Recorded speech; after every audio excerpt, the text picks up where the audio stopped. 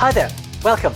My name is Simon Gervin and welcome to Launching Agile Projects as we board the Inception Deck for the final time to explore the last artifact that we're going to talk about in this series. And it's not really an artifact at all. It's called the final test. And what that does is it's about assimilating all the information we have from our previous artifacts and deciding the answer to one simple question. Do we have enough information to start delivering this product? If we're in Scrum, can we start sprinting?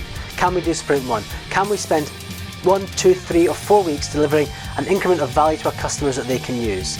Or do we need some extra information? And if we're at the beginning of a project, do we have the right team? What do we know about the size and shape of the team, and do we have them available? So it's really about all those things.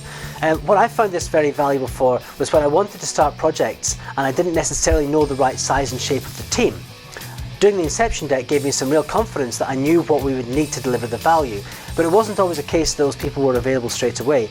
So sometimes the final test might be a few weeks before we actually started work on the project, as people came off other projects and maybe stakeholders weren't quite ready, or there were dependencies that needed to be resolved. So the final test doesn't necessarily mean start today or start tomorrow, but it does mean that when we start, we've got some real confidence. Word of warning though, if you are going to start in 2 or 3 weeks' time, just do a quick sanity check that not much fundamental has changed since we did the Inception Deck.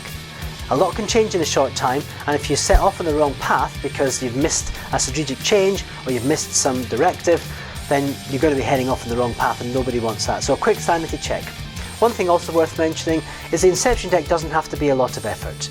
I've done these in a couple of hours or a couple of days. I've actually used a Scrum simulation as part of Scrum training, and we've used the building of the Inception Deck for the product as a way to teach Scrum and iterations and reviews and planning and things like that. And we've built a whole Inception Deck in just 3 or 4 hours. And actually with that we split it up so that there was 3 or 4 artifacts being built simultaneously, and the team were all split into 1s and 2s. So you can do it really quickly. Other examples have taken weeks and months. Sometimes it's really hard to get stakeholders together, sometimes it's really hard to get them to agree, sometimes you've got to do a bit more work on the architecture before you're really in a position to start sprinting. You might need to build a prototype, you might need to do some architectural testing, you might need to buy some infrastructure or some hardware. So it can take a long time, but the test you're asking is, can we start work in earnest, or do we need to do some more thinking? And if we don't need to do any more thinking, even if we've just spent a few minutes or a few hours on the Inception Deck, you've probably done enough. Crack on. It's not about doing over-analysis, and it's not about replacing some of those big heavyweight artifacts we might have used in the past. Big proposal documents, big project initiation documents, big system architecture description documents. We don't need those to decide to start, we should just start.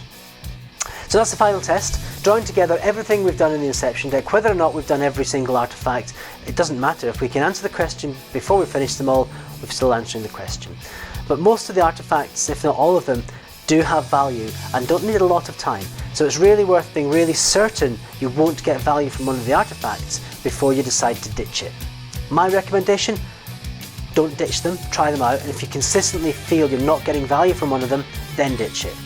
So that's the end of the Inception Deck. I hope you found this series of videos interesting and useful. There's a template pack with all the normal templates. I'm not going to give you templates for stakeholder maps and things like that, but all the bespoke templates are in there, plus a few extra from Agile Chartering and Liftoff as a bit of a bonus. So thank you for listening. I hope you enjoyed it. Let me know how you get on. And until next time, let's hope you launch successful Agile projects. Goodbye.